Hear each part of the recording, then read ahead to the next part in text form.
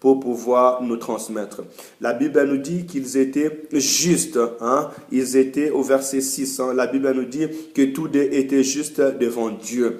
Et après, observant d'une manière irréprochable tous les commandements et toutes les ordonnances du Seigneur. Regardez un petit peu comment est-ce que on peut qualifier des hommes et des femmes, un couple qui fait l'honneur de Dieu. Ils étaient juste devant Dieu. Pour ne pas prendre beaucoup de temps, j'aimerais parler au peuple de Dieu aujourd'hui, que le Dieu d'Élisabeth, le Dieu qui a fait un jour de grandes choses dans la vie d'Élisabeth, il est aussi le Dieu qui peut encore aujourd'hui agir dans ta vie. Il est le même hier, aujourd'hui et il ne change point. Il s'appelle Yoshua Mashiach, Emmanuel, le Dieu parmi son peuple. Lui, quand il vient dans ta vie ne peut jamais rester le même. Mais là, il vient nous montrer quelque chose dans la vie d'Élisabeth et dans la vie de Zacharie. Ils étaient juste devant Dieu. Voilà pourquoi je viens appeler quelqu'un, appeler le peuple de Dieu. Mes bien-aimés, soyons justes devant Dieu. Dans cette année 2015, Dieu veut que nous puissions marcher juste devant lui. Or, quand je parle de juste, je vois le mot justice. Et ce qui est de la justice, c'est ce qui est de droit. Alors, par exemple, si vous allez dans un tribunal, vous verrez que c'est la maison de droit où tout un chacun de nous, s'il n'a pas ses droits ou il réclame ses droits, il peut aller là-bas et on pourra lui donner ses droits selon les pensées des hommes, mais la justice de Dieu est plus grande. Et je ne viens pas parler de la justice de Dieu pour toi, mais je viens parler que de ta manière comment tu dois marcher devant Dieu, des droits de Dieu par rapport à ta vie.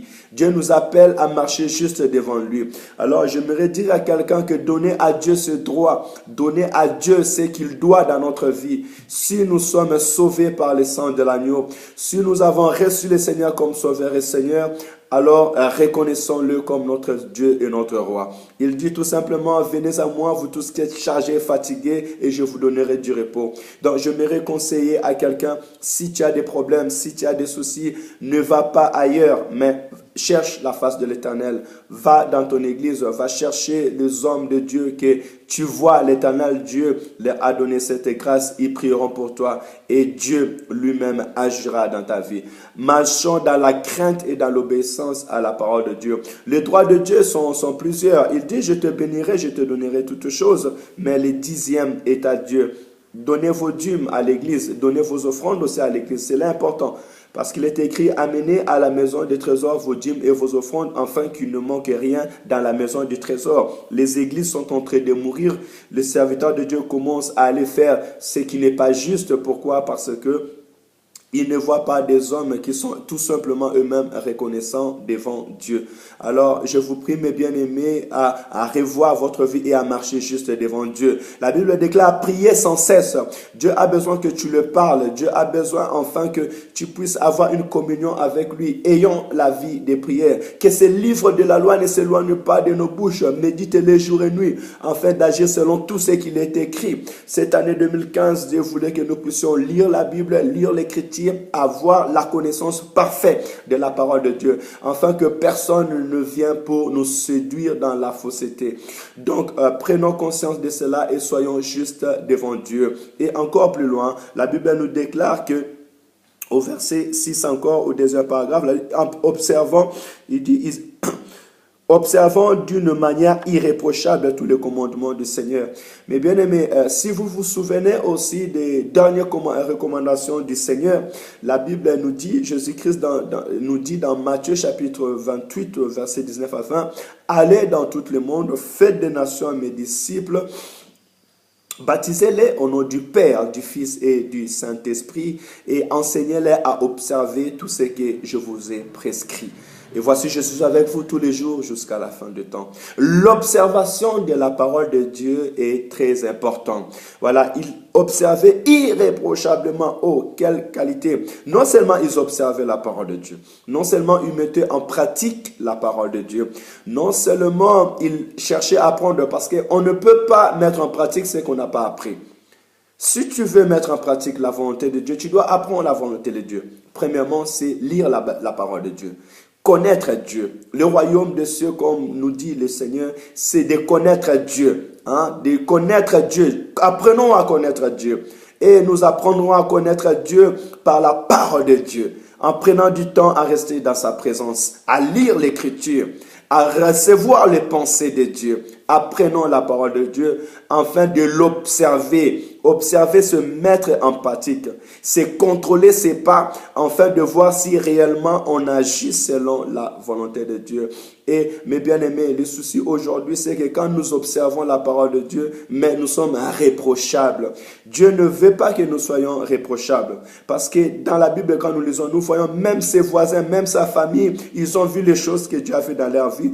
Parce que quand Luc aussi faisait des recherches, il a reçu ces témoignages. Ces hommes étaient irréprochables dans l'observation de la parole de Dieu. Mes bien-aimés, est-ce que tu es irréprochable dans ta vie avec le Seigneur ou tu es réprochable? Est-ce qu'on dit de toi tu es sel ou tu es sucre? Est-ce qu'on dit de toi tu es lumière ou tu es ténèbres? Qu'est-ce qu'on dit de toi? Est-ce que tu es chaud ou tu es froid?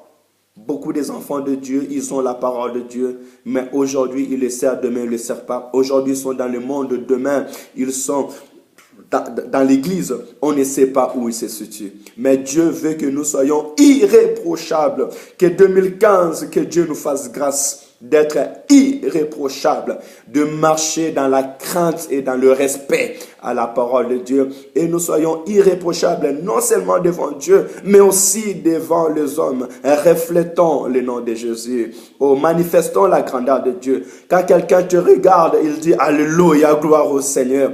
Je ne te dis pas d'être comme une colombe, mais que le Seigneur soit manifesté dans ta vie. Enfin, qu'il voit le réel colombe qui soit en toi, que l'Esprit de Dieu se manifeste dans ta vie, dans tes comportements, dans tes paroles, dans ton attitude. Serviteurs de Dieu, soyons irréprochables. Peuple de Dieu, soyons irréprochables dans le commandement de la parole de Dieu. Parce que si tu as la parole de Dieu et tu es réprochable, ça veut dire que tu n'observes pas la parole de Dieu. Ça veut dire que tu es plus pur que même celui qui n'avait pas cette parole. Soyons irréprochables. Voilà ces deux points que l'Éternel m'avait mis au cœur de pouvoir transmettre au peuple de Dieu. Parce que n'oublions pas, comme nous venons de lire, que Zacharie et Élisabeth n'étaient pas n'importe qui, mais par exemple, Zacharie était sacrificateur au Rat d'Abia, où à l'époque, tous les sacrificateurs, en étant dans le 24 classes, ils entraient 2 fois dans le lieu très saint pour pouvoir aller sacrifier.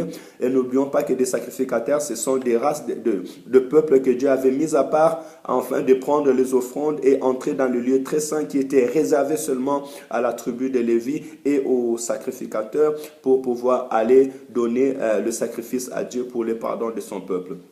Et alors, la Bible nous dit aussi que Élisabeth même était descendant d'Aaron, qui était frère de Moïse de 3 ans. Et aussi, Aaron était le premier sacrificateur que Dieu avait établi par Moïse pour guider le peuple d'Israël. Donc, c'était le peuple qui marchait avec Dieu, qui connaissait le Dieu d'Israël. Mais ce qui était quelque chose de touchant, que Luc a voulu encore préciser dans ces versets où nous venons de lire, et que Élisabeth était stérile, il n'avait pas d'enfant.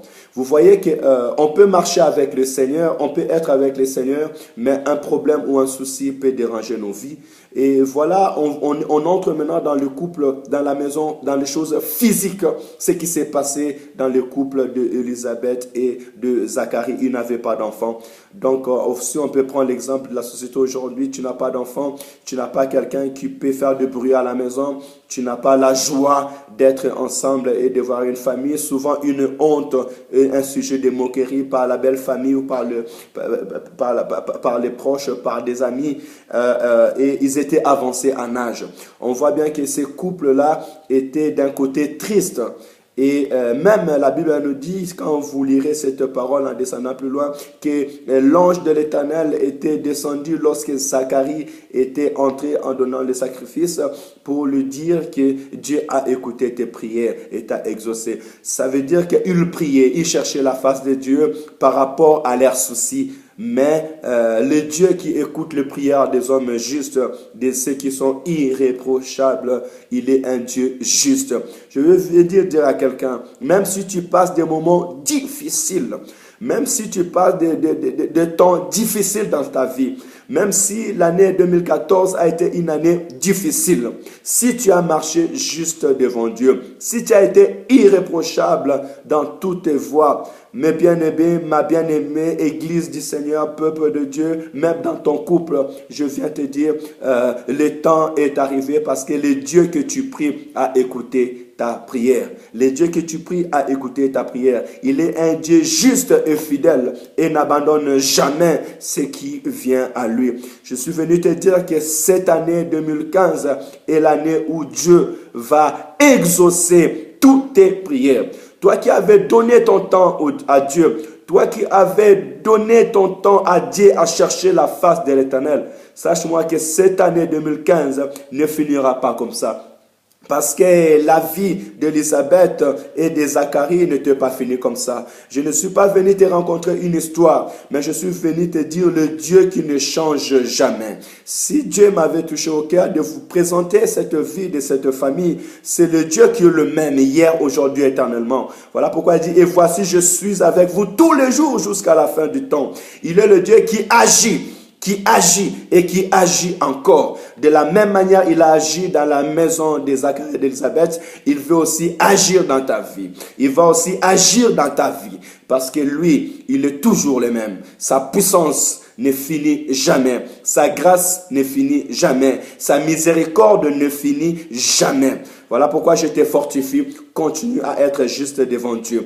Continue à être irréprochable devant Dieu. Et comme tu reçois cette parole ce soir, comme tu reçois cette parole cette journée, sache-le que le Dieu va te répondre cette année. Et la Bible nous dit, là où nous avons lu au verset 57, il dit que le temps est arrivé. Nous pouvons encore lire ces paroles. Luc chapitre 1, verset 57. La Bible dit, le temps où Élisabeth devait accoucher arriva et elle enfanta un fils. Mon bien-aimé, même Salomon dit, il y a un temps pour toutes choses sous le ciel. Sache-le que dans ta vie, même si tu avais pleuré si longtemps, parce que cette couple aussi était avancé en âge. Ils ont pleuré, ils ont cherché l'enfant, mais ils ne le recevaient pas. Mais ça, c'était leur problème. Ils avaient un problème de l'enfant. Élisabeth était stérile, mais aujourd'hui, quel est ton problème? Quel est ton souci aujourd'hui? Qu'est-ce qui te dérange aujourd'hui? Sache-le que le temps est arrivé. Voilà. Le temps est arrivé, le temps que mon Dieu, le Dieu que je sers, le nom du Seigneur Jésus que tu as cru, le nom du Seigneur Jésus que je t'ai témoigné, c'est un nom qui a la vie, la puissance, une clé à résoudre tout problème. Et là, aujourd'hui, et mon Dieu m'a dit dans le cœur de te dire que le temps est arrivé. Nous sommes entrés dans une année où Dieu veut visiter son peuple, où la manifestation de Dieu n'est pas seulement dans le parole, mais elle est palpable, elle est visible, comme un enfant. Quand il est dans le ventre de sa mère, il prend le temps de grandir, il prend le temps de prendre des muscles, d'avoir des chairs. Et lorsqu'il aura 9 mois, cet enfant devra quitter le corps de sa mère pour être touché dans le main de sa mère. Et il sera visible devant toute la famille. Et les gens pourront dire l'enfant est une bénédiction qui vient de l'Éternel. Mon bien-aimé, ma bien-aimée, je suis venu te dire que la vie avec le Seigneur Jésus-Christ, ce n'est pas seulement une vie de parole. Les choses que Dieu fait, ce sont des choses qui viennent de l'invisible à la visibilité. Tu dois palper les choses de Dieu. Tu dois palper la main puissante de Dieu. Tu dois vivre ce que Dieu a promis dans ta vie. Tes prières et te demandent à Dieu, tu dois le palper dans ta main, afin que tu puisses témoigner réellement le Dieu grand, et que tes voisins et tes parents et ta famille, comme a fait aussi autrefois les voisins et les parents de Élisabeth et de Zacharie, doivent voir et témoigner que le Seigneur a éclaté sa miséricorde dans ta vie. Bien aimé, j'avais intitulé le thème de cette prière, le temps est arrivé, ou de ce message, le temps est arrivé où le Seigneur va éclater sa miséricorde dans ta vie. Vous voyez, quand Dieu éclate sa miséricorde dans ta vie, il vient enlever ta tristesse et te donner la joie. Il vient enlever ta honte et te donner une joie immense. Il vient essuyer les larmes de tes yeux. Et je suis venu dire